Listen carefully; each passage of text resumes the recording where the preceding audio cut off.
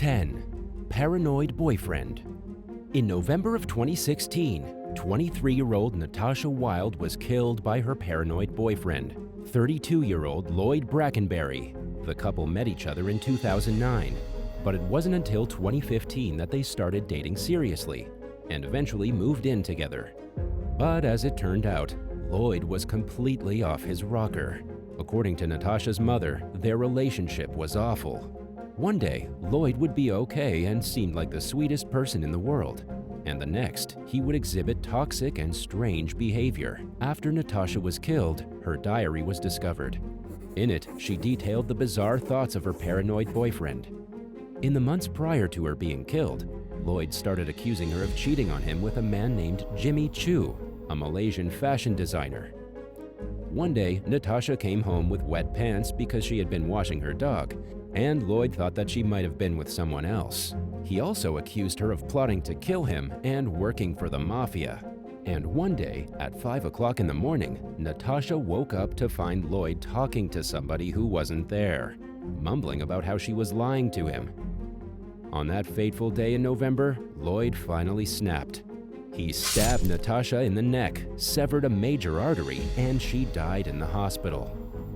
When the case went to court, Lloyd was found to be a paranoid schizophrenic and was sent to a psychiatric hospital.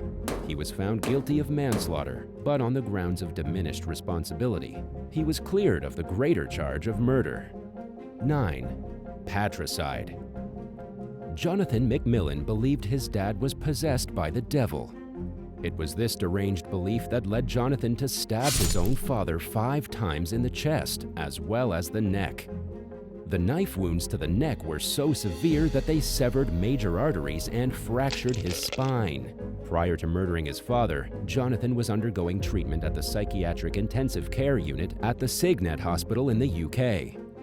In May of 2019, he was assessed as being of extremely high risk to the public. And yet, after only 3 weeks inside the hospital, a psychiatric specialist in his unit reassessed him and decided Jonathan was low risk and sent him home.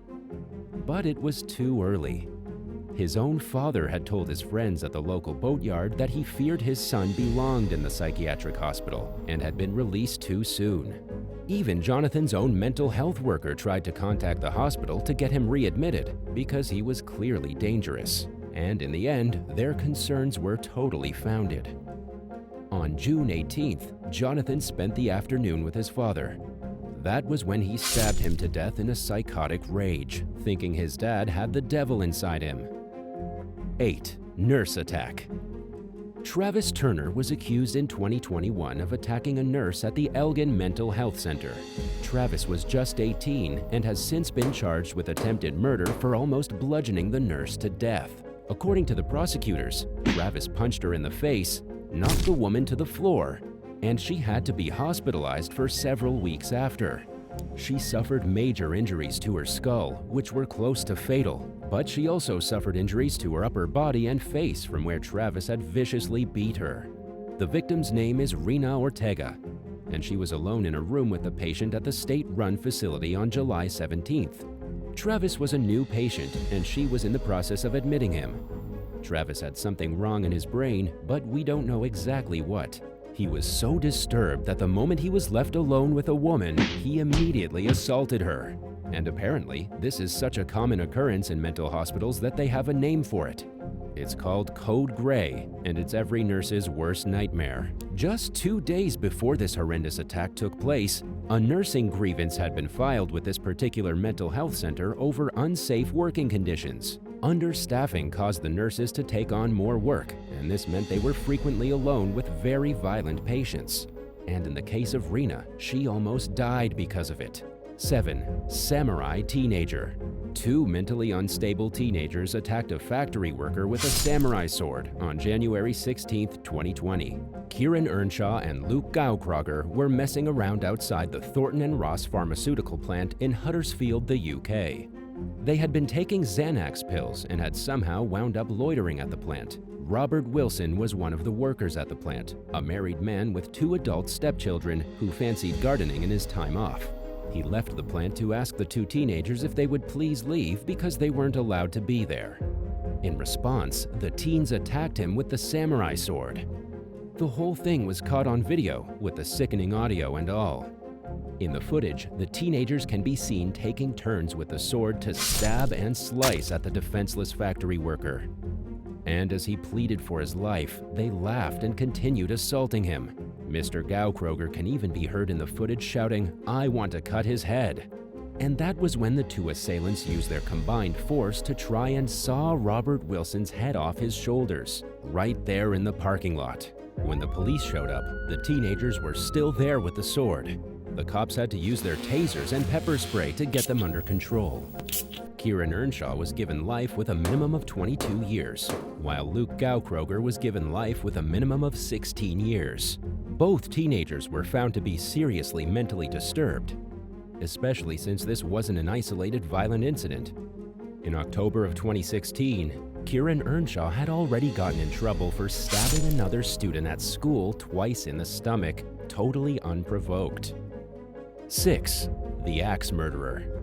In 2020, a British Columbia man crept into his mother's room as she slept and murdered her with an axe. His name is Kevin Webster, and he was initially charged with second-degree murder in the heinous slaying of his mom, Moirin.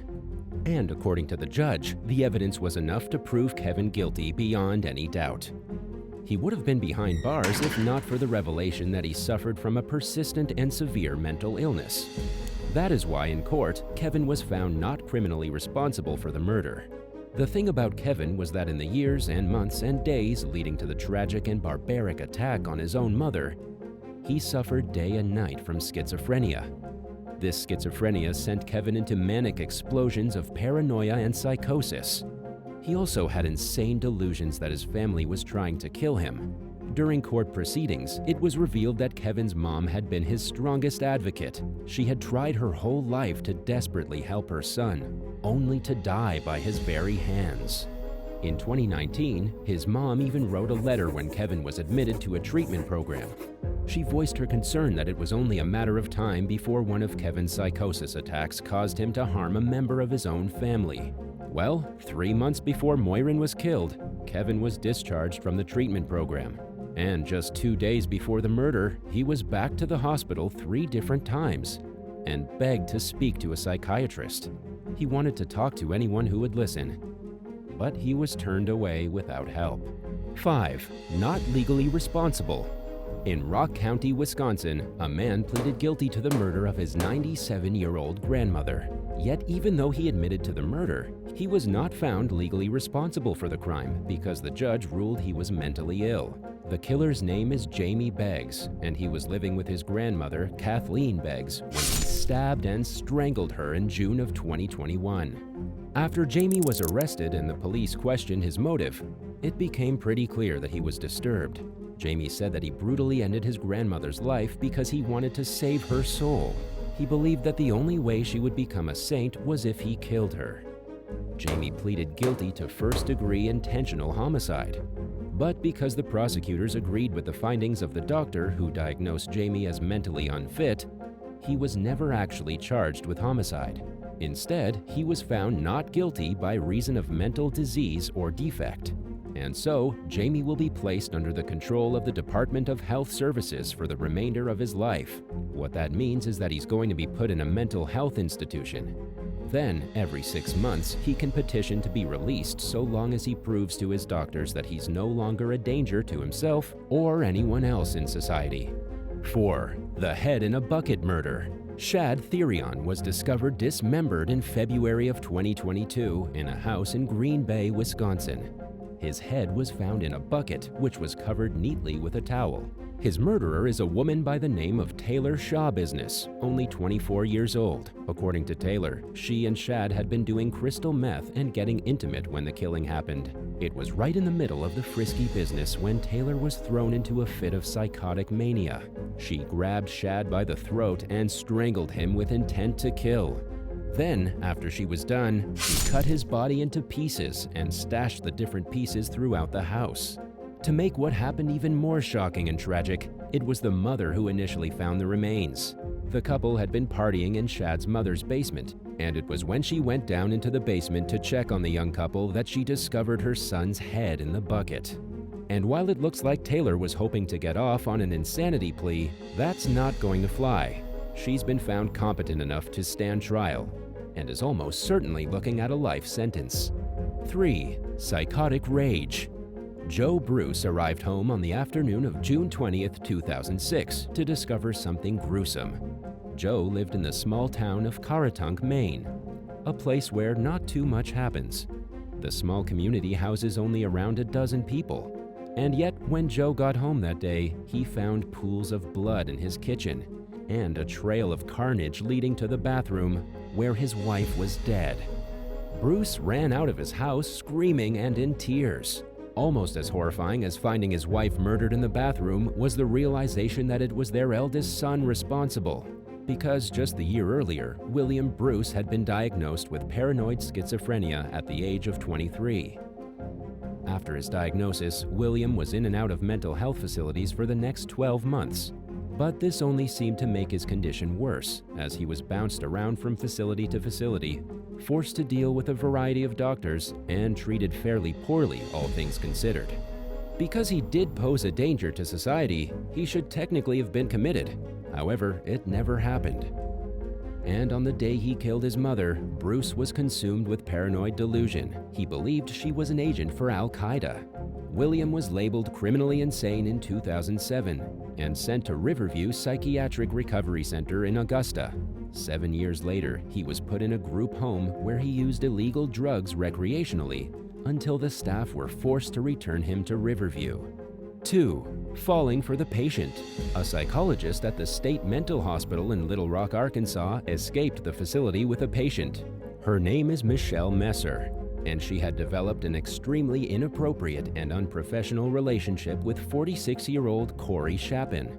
Corey was arrested in Eureka Springs in September of 2014. He was booked on charges of attempted kidnapping and drug possession. But after he told the police it was God who instructed him to abduct and torture his victim, he was sent to the psychiatric hospital. Corey was not only dangerous, but mentally unhinged. In 2018, Michelle was spotted on surveillance footage going into the state hospital forensic unit, taking Corey and walking him straight out of the facility. Then they got in a car together and drove away into the sunset.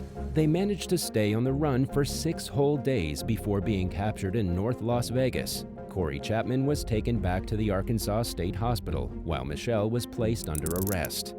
She ended up negotiating a deal for breaking the prisoner out and was given 5 years of probation. She was also forced to surrender her psychology license. As for the motive, Michelle never actually gave it away. After all the interviews, all the legal troubles, and the endless news reports, we still have no motive.